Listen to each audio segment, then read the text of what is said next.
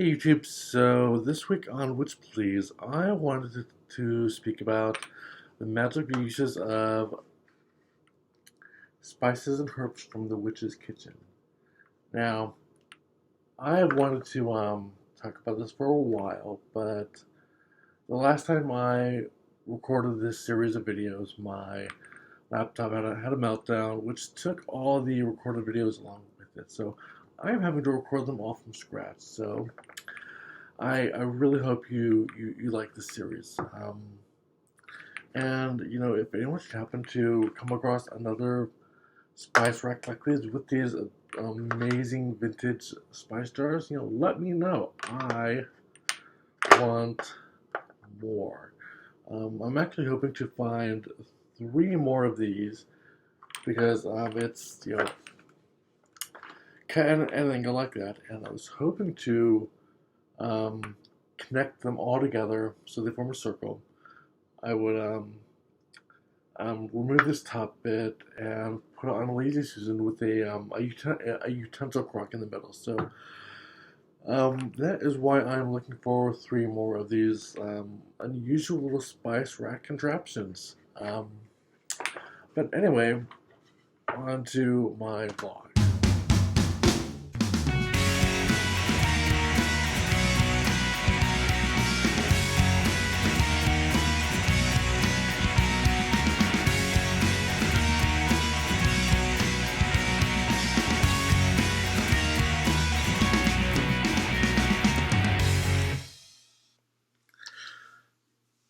Hi YouTube. So I know that I said that I would be discussing caraway in my next Hearth Witch video, but something happened this weekend, and I decided instead that I would speak about lavender.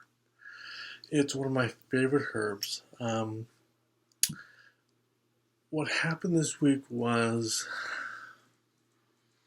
I was running errands with my mom, and at one of the stores we went to, the Dollar General in Stewart. And by the way, Stewart has its first official tattoo shop. Who knew? It's not quite open yet. They're still in the process of getting it ready, but that's kind of cool. Although I'm curious as to whether or not their artistry will be satisfactory, or whether it's going to be mediocre. So I can't tell you anything more than that. I don't know the artists involved. I have no idea who's putting it up, but I am interested to find out. Now, back to my story. I was at the Dollar General just checking out when I ran into an old high school bully, and he had such a toxic personality that even though he didn't say anything to me, even though he didn't really even notice me, it still put me rather severely on edge. I just wanted to get out of there as fast as I could, and I practically sprinted to the car as hot as it was because I just wanted out of there as fast as my feet would carry me. After that, we went to the local grocery store, and their mom ran into one of her high school bullies. Just a woman she said was just absolutely nasty and ruthless. In fact, mom's high school bully, who was just vicious and cruel to everyone, was actually the best friend of my high school bully's mom. So that was a bit of an interesting take. She even tried to apologize for anything she might have said about one of my uncles who is disabled. And if she were really heartfelt about it, she would try and find out where he lives and tell him in person. But I think Mom was kind of correct when she surmised that she was probably just trying to make herself feel better, rather than meaningfully apologizing and taking account for the harm that she caused people. So that got me thinking about friends, and that is one of the primary magical uses that I use lavender for. I have a wonderful friendship spell that I perform via Hearth Witchery. It's simply my famous brown butter dark chocolate chip cookies with lavender, and it is to die for. It is absolutely amazing. I always get rave reviews for it whenever I bring it to a pagan potluck. It heap accolades on me whenever I bring them, because when they eat them, they actually feel like a pleasant warmth radiating from the center of their being outward. I love hearing stories like that. I really do, and I charge the cookies to bring about friendship. I actually was inspired to create this spell based on a similar spell I read in what was it? This was many years ago, like in 1998, 1999, thereabouts. I had sent away for a newsletter from a pagan group in Texas that was listed in the back of some book that I'd read at the time. I didn't even know the name of the book. They were kind enough to send me a free copy of the newsletter, which I kept for many years. I don't think I still even have it anymore. But in it, someone had written asking if there was a spell that they could share with the querent over that could help attract friends to them, because they were feeling very isolated, very lonely, and they gave them a brownie recipe as a friendship spell, and I really liked the idea of it, so I sort of expanded upon it myself and used a chocolate chip cookie recipe in which I have charged the ingredients and even added some ritually charged lavender for to attract friendship, because lavender is of course a mercurial herb. Anything with sort of a lavender-like scent is very mercurial. It has very fine leaves, almost rosemary-like. It grows on sort of woody stalks and has tiny lavender colored flowers on it, and tiny flowers is really another signature of a herb or flower that is associated with the sign of Mercury. And I found some old video I recorded of me making this recipe, so I will definitely share it with you later on. But before I get to the sort of my spiel over the magical uses of lavender, I want to sort of share with you how I actually go about, imbuing these cookies and lavender with the intent. And simply after I just charge the lavender to attract friendship, I simply just put a little lavender in my hands, the required amount for the recipe, and I just draw an invoking pentagram over the lavender while I imbue it with my intent to attract friendship and to encourage friendly speech and kindness, which is another virtue of lavender. As you can see, I have a big bottle of lavender or jar because I use it quite often, and this is actually the only size that Pinsies happens to carry. So it does not, it will not fit, of course, inside my pretty little apothecary bottles. It's quite a bit bigger. In fact, I actually convinced the managers and the staff at Pinsies to put out their lavender with their other herbs, because the time that I had asked for it, I'm grateful they had it, because the lavender I usually get from my herbal supply store, it's full of twigs and leaves and things, and I didn't really want that in my cookies. I didn't want anyone biting on a twig, which would not be that pleasant. I mean, the leaves taste wonderful. Actually, the leaves have a lot of lavender flavor to it itself, so that wouldn't have really bothered me. But I didn't want anyone biting into a twig in a cookie. That would be wrong. Um, but yeah, I mentioned to them one day after I was leaving with a bottle of lavender that it is considered a culinary herb with every other.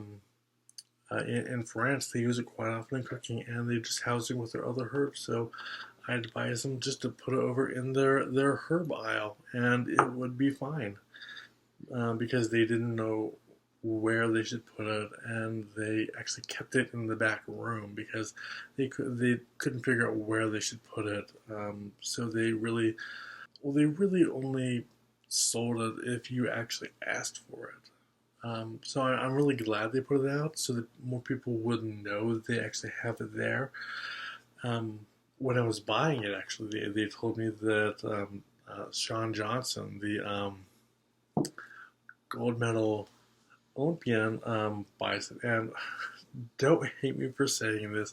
I'm a bit of a bitch for thinking it, but um, she's being accolades are being heaped upon her locally as being a gold medal winner. But she didn't really win a gold medal herself. It was through her group effort that she was just sort of awarded a gold medal.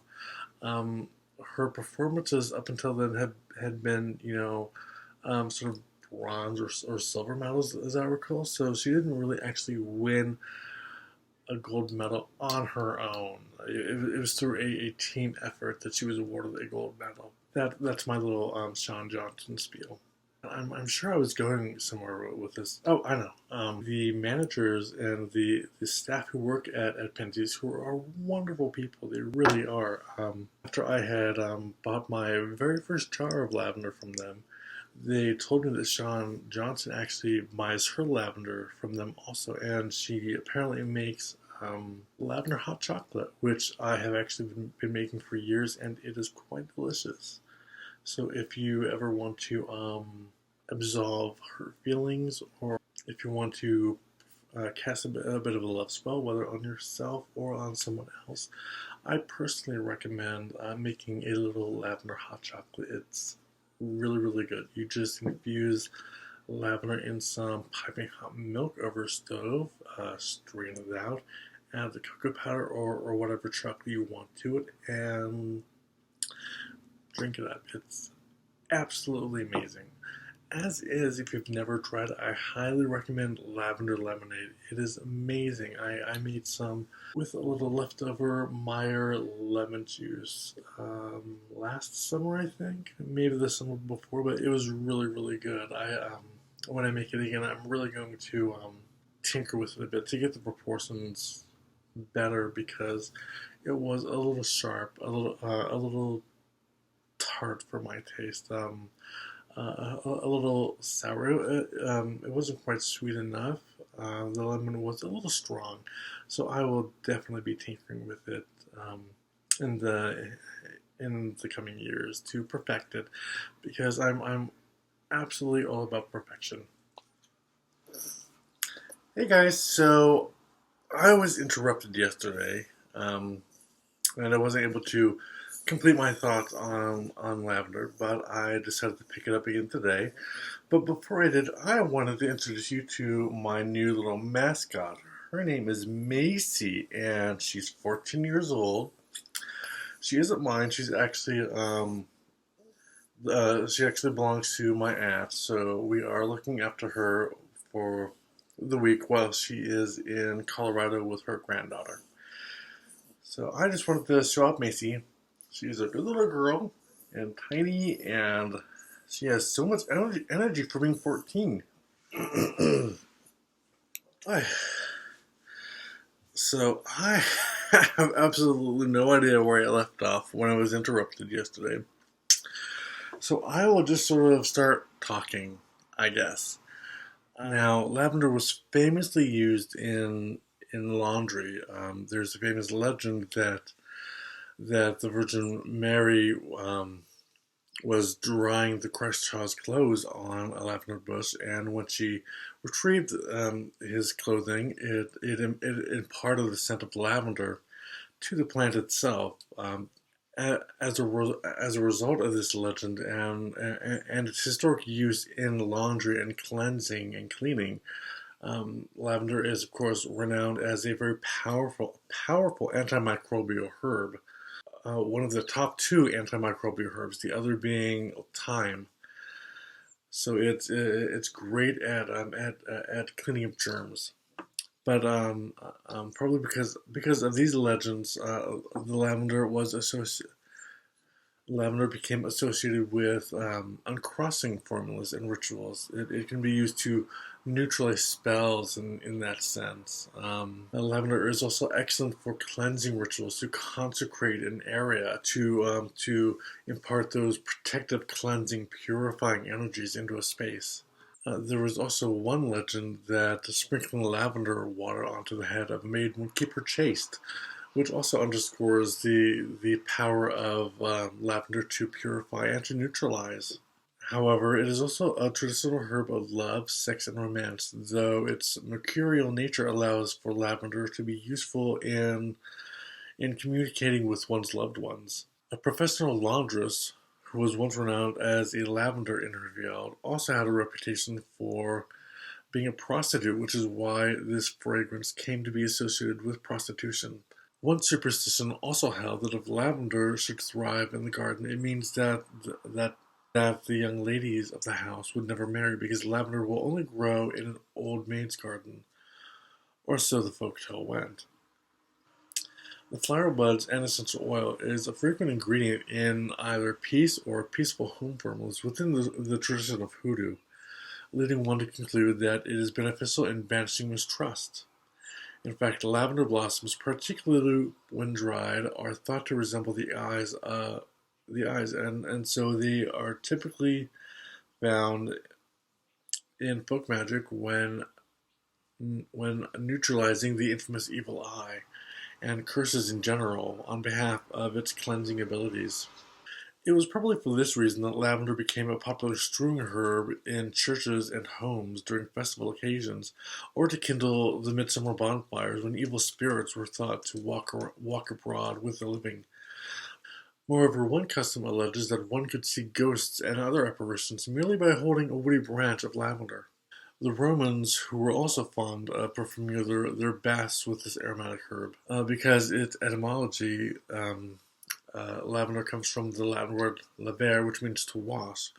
Albeit tentatively, one may dedicate this fragrant herb to Solis Minerva, the great Romano-British hearth goddess who dominated a perpetual flame in Bath, England, with her sacred thermal springs.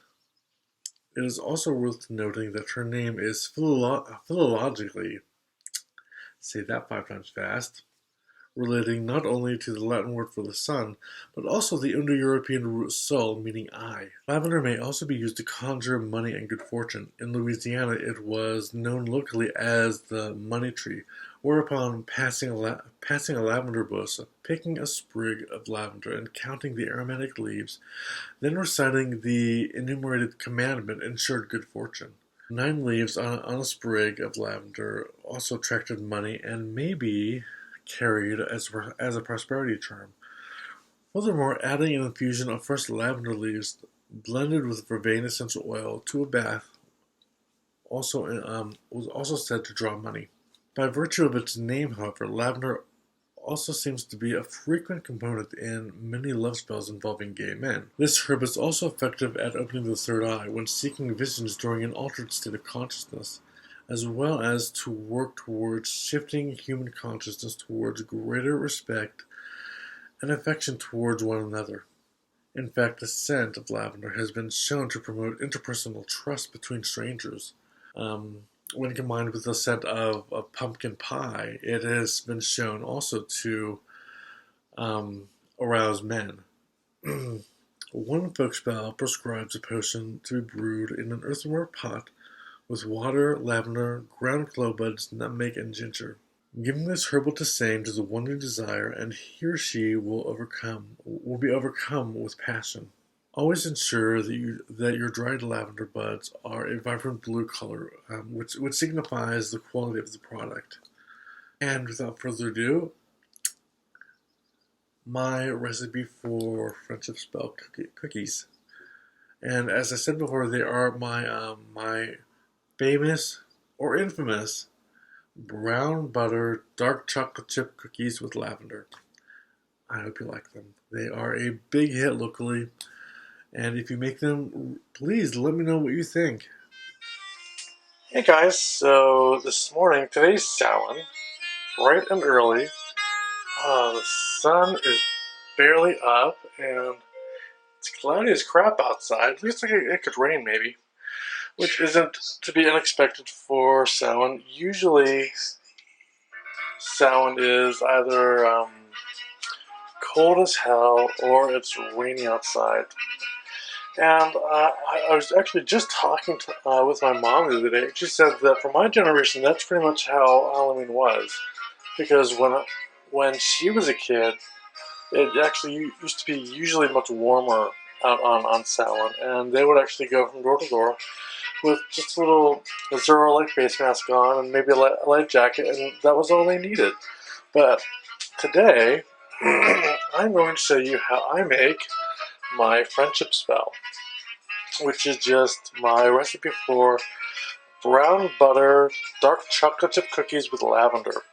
And right now I am melting the butter, which needs to brown. This is 3 sticks of butter, and that's all I had. It actually cost for 3.5 sticks, but I just used a little margarine because it's just something you throw in at the end when you're beating up the butter. But it's boiling now, or not boiling, but simmering, and it takes several minutes to brown.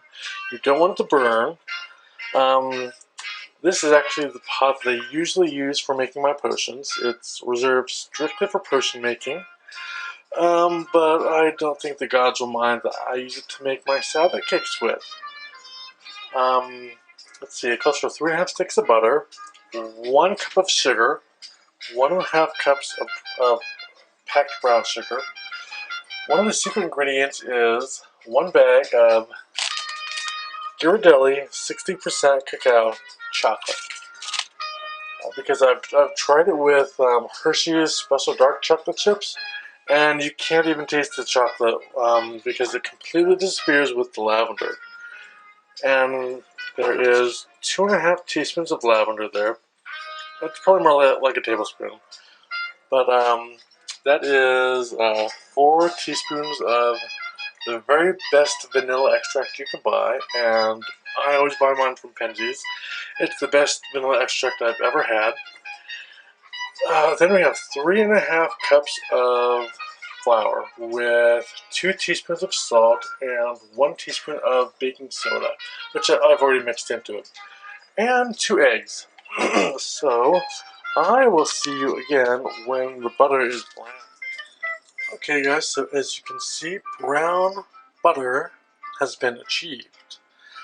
And if you've never browned butter before, it may make you a little nervous because, well, honestly, I wish I had a larger saucepan than this because, oh, I don't know if you can tell there, but as it was browning, it goes through a lot of stages. First, it boils. Then it seems like it's just simmering. Then it begins to froth up a little bit. It looks a little sudsy, to be honest. Then it really begins to froth up, and the froth rises almost to the top of the pan. So when I saw it getting close to the pan, I shut the heat off and I moved it to a cool burner, and I just began stirring it because it was really during that period that the butter browned.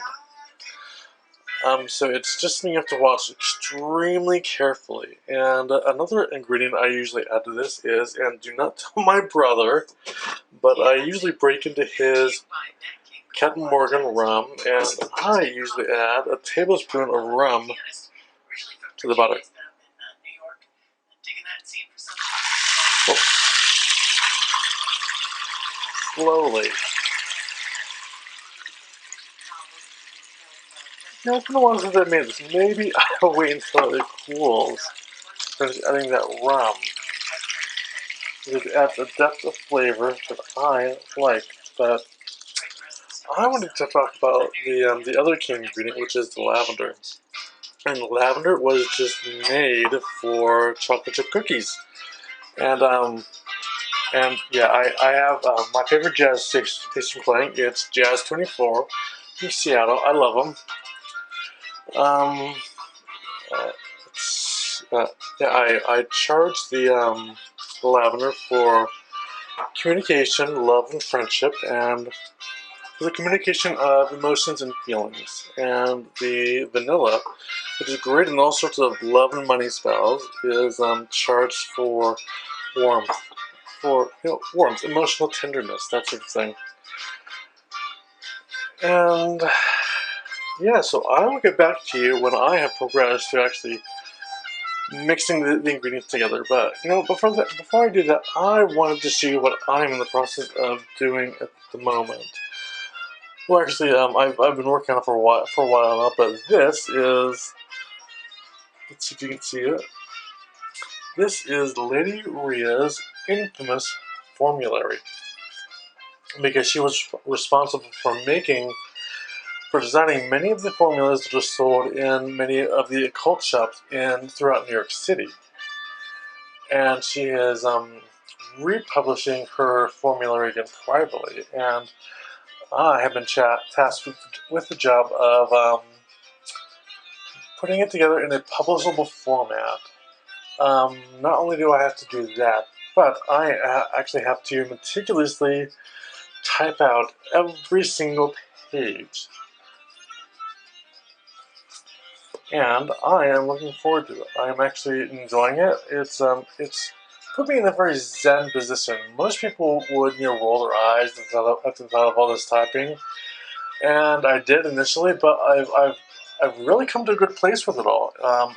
It's almost a meditative exercise, if that makes any sense. Here's a really good shot of the brown butter. Now, you have to watch it really carefully because you don't want it to burn. You just want it to brown. It adds a really nice golden or a nutty flavor to or caramely flavor even to the cookies when they are done. So, okay guys, so I have my brown butter in the mixing bowl.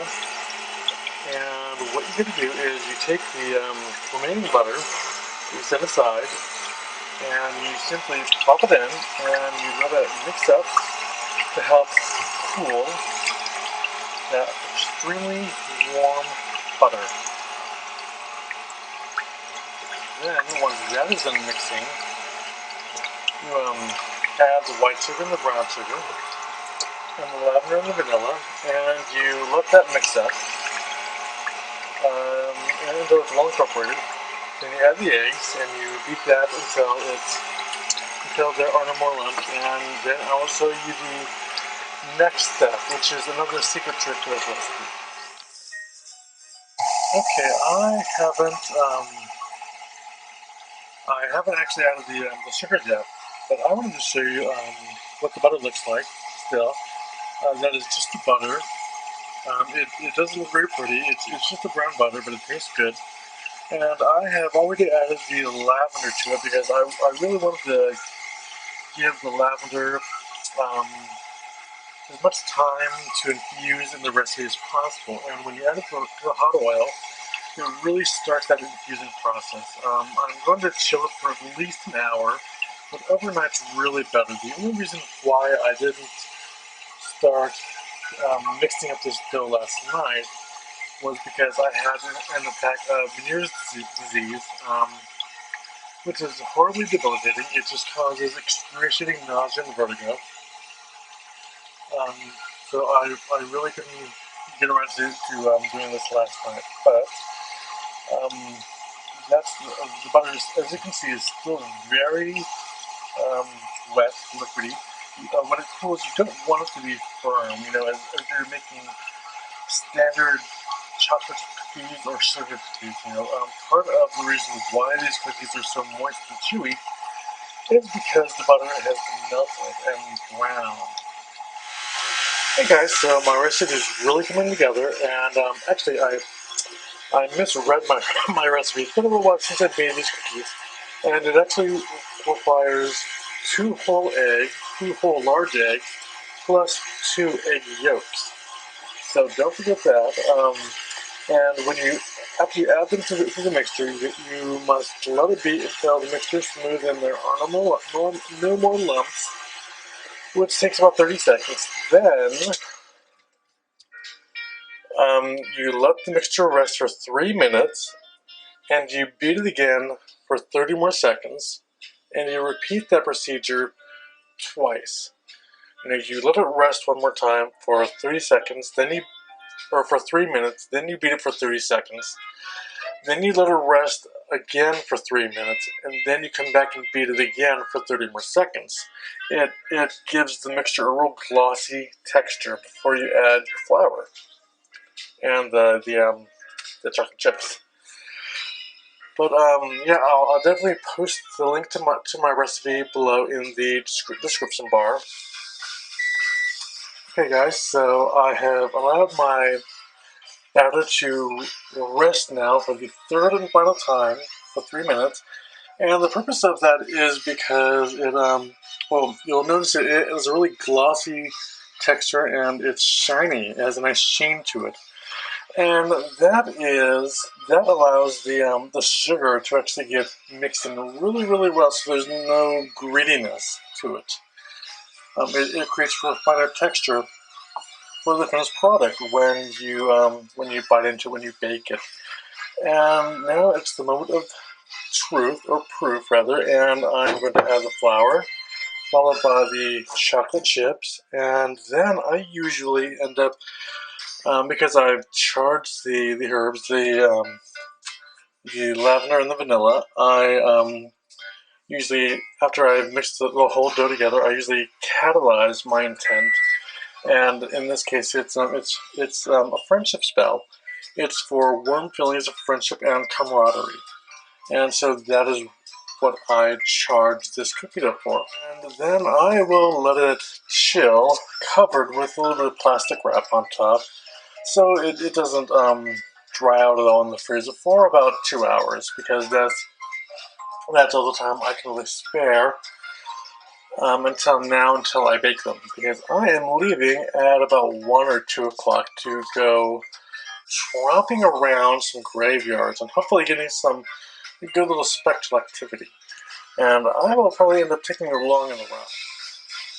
Hey guys, I wanted to make a quick point that when you mix flour into a cookie recipe, and this is a really newbie mistake, oftentimes people overbeat the flour, which causes the cookie to get really hard, tough, and it's just not a good tasting cookie to eat. So the trick is to beat the flour in as quickly as possible without making a mess. So what I usually do is, well, I tend to add my flour in 3 batches, and I just start by on the stir mode to incorporate it as quickly as possible. Then when it's getting there, I tend to increase the speed just until it brings it together. And also, don't forget to scrape the sides. Okay, guys, so my dough is chilled. I also wanted to mention that the reason I usually chill my cookie dough overnight is because it deepens the flavor of the overall cookie when it's baked. So I use a cookie scoop for my cookies. This is a number 50 cookie scoop, I think. And what I do is I take 2 scoops of cookie dough and I roll them into one giant ball of cookie dough, and just arrange them on a cookie sheet, and you preheat the oven to 375 degrees, and you bake them for between 10 and 14 minutes. 12 minutes is usually a pretty good time, but be sure and turn them halfway through, and they will be done and awesome and delicious. And I really hope you guys like this recipe. I will show you the finished product when they are done because I already have a pan in the oven. Oh, and I wanted to mention that you should use Hearth Witchery when baking cookies. It just helps them to not burn so easily on the bottoms. It's an old trick that I picked up from my great aunt when we used to bake together when I was little, and I miss her a lot. She's been gone quite a few years now, but I have her recipe box, and I always think of her when I bake some of her recipes.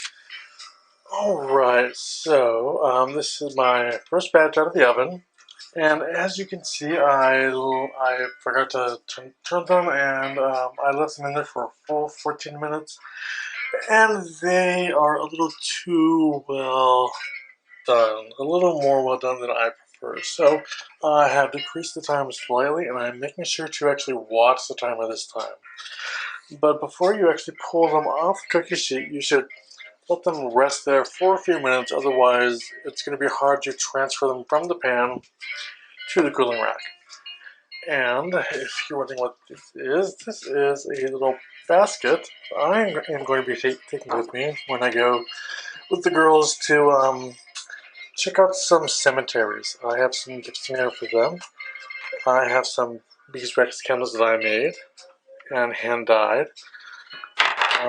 I have some herb-infused honey that I made. This is lemon basil.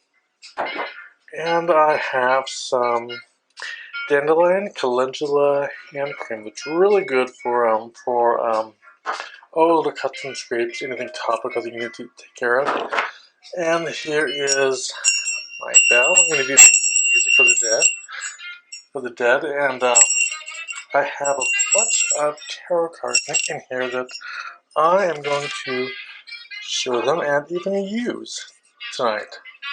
Well, this afternoon while we go ghost hunting, if you will. We are going to wake up the dead. But for those of you who don't know, lavender should be one of the first herbs you add to your personal apothecary. It has so many uses. It's extremely inexpensive. It tastes amazing. You can absolutely cook with it. Use it in a variety of spells. It's really on my top 10 list of herbs that you should first invest in when you are learning about witchcraft and magic and spells. But when I am, and yes, I did write myself a note because I can't be trusted to remember these things. When I am actually casting my friendship spell, what I do is as I said, I charge the herb in my hand, and then after I make the dough itself, I scoop them into balls, and I roll them within my hands to get them nice and uniform and round. And as I do so, I usually say something along the lines of, "As these cookies bake, so shall our friendship flourish." I reaffirm that intent also just before I slide them into the oven to bake. And then I give them out to friends or people that I would like to be friends with, I don't really consider that to be manipulative. Although, a lot of pagans these days have become so gun shy in terms of what is and is not technically a manipulation that if it even has the whiff of potential manipulation at the slightest level, they are extremely averse to it, and they will typically let you know their thoughts about it, and they tend to shame you in so doing, which is really none of their business. So yeah, buy yourself some lavender, make some friendship spell cookies and have at it. I have always been of the opinion that we need to spread more friendship than less. So I really want this recipe out there so that others can try it, can make it, and spread the friendship around because we need more friends in this world than less. I have struggled to keep friends all my life, and it's just sort of a running theme with me that I just never seem to keep friends for any length of time.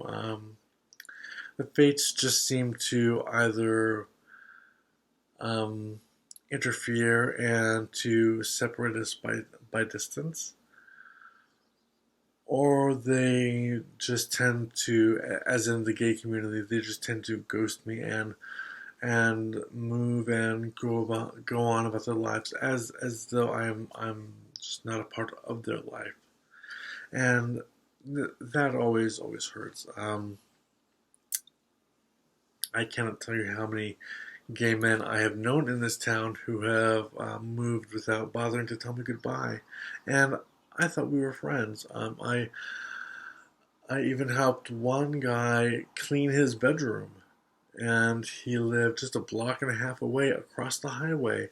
It really hurt my feelings because I had to walk by his house every day to check the mail, and I saw that he was home, and I would try and get in touch with him to ask if he wanted to hang out, and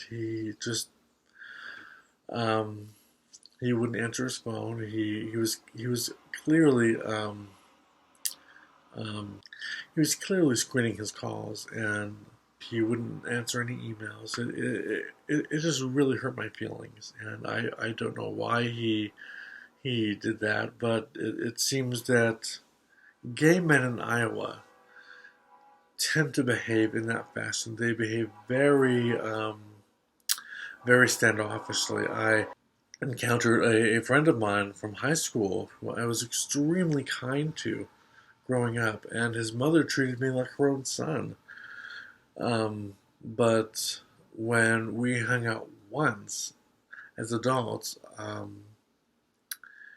he blocked me everywhere that we had a mutual profile online, and he would never speak to me.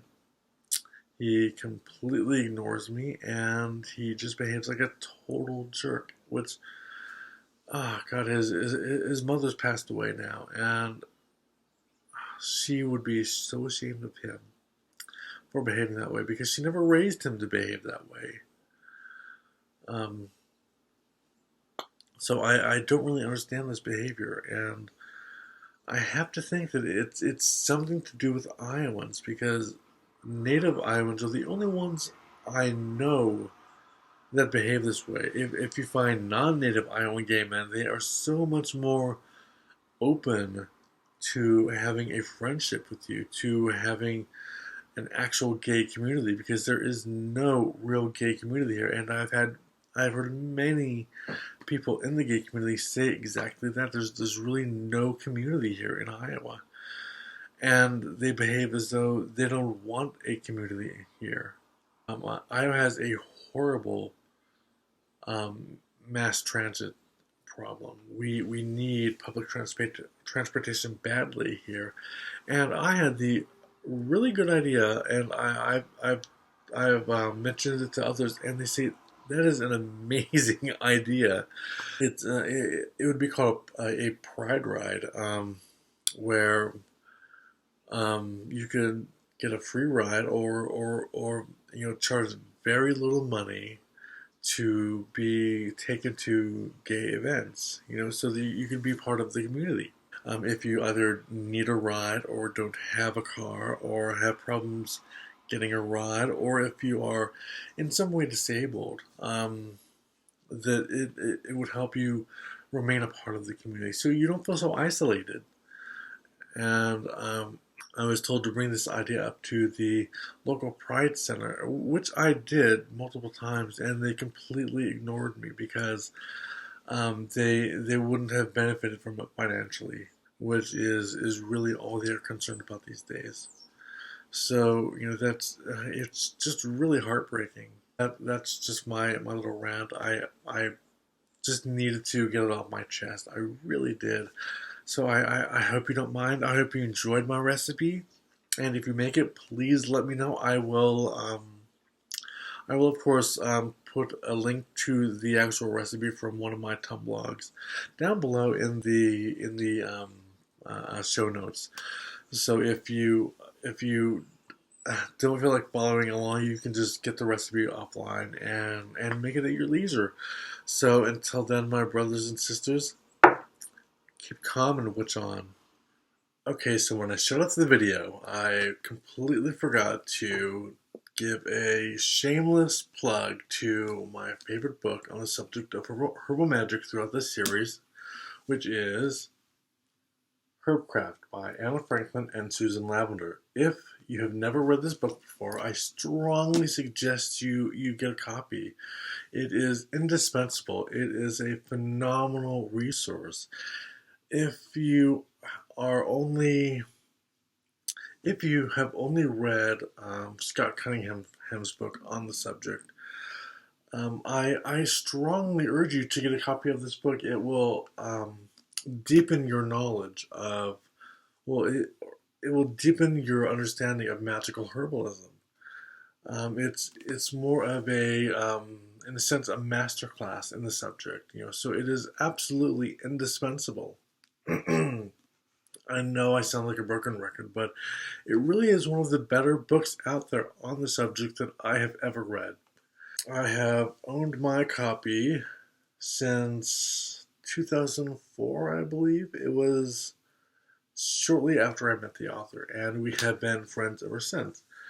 I recently got a note from the publisher saying that they were in the process of trying to get the book listed back on Amazon so that people didn't have to pay, or not the book, but they were trying to get their merchandise listed back on Amazon directly from them, so that people don't have to pay exorbitant prices, because at the moment people are charging out at the wazoo for some of the books that they publish, which isn't fair, because the books are, while they're amazing books, I would feel bad if people had to pay so much money for a book.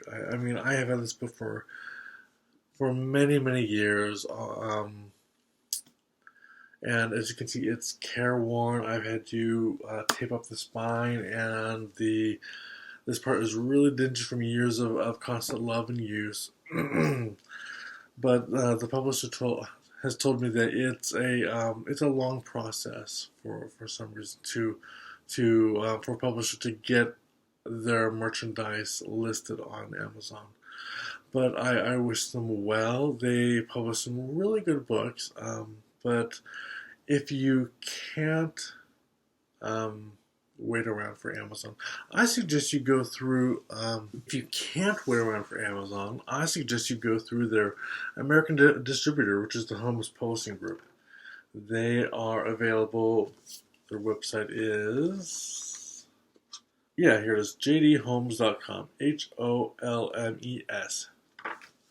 So I would go through them and buy the book there. They are reasonably priced. I happened to buy my book back when the value of $1 was less than half the value of £1. So I ended up paying quite a bit more for this book. I paid about $45 maybe for this book, which was expensive at the time. But nowadays the pound and the dollar are much more even. So it's only like about $25 now for this book, which is a steal when you see how big it is. I mean, it's like, God, it's 600 pages long. So I strongly recommend this book if you've never heard of it, if you've never read it before. If you just get this book, you will not be disappointed. I promise. I have vouched for this book for years. I would really like to see more people owning this book and having this book as a cherished part of their collection. I was surprised when a longtime friend of mine, Morgana from Morgana's Chamber, even had a copy of this book, and she recommends it and endorses it just as highly as I do. So there you go. If you know Morgana, she endorses this book pretty highly. So we tend to have similar views when it comes to quality occult books. So I will see you again, and I promise you next time I will probably be talking about Caraway. This is my shrine devoted to my gay and lesbian elders and ancestors who are mighty dead. They have passed and are no longer with us, particularly from the dark years in the 80s. And because it's associated with my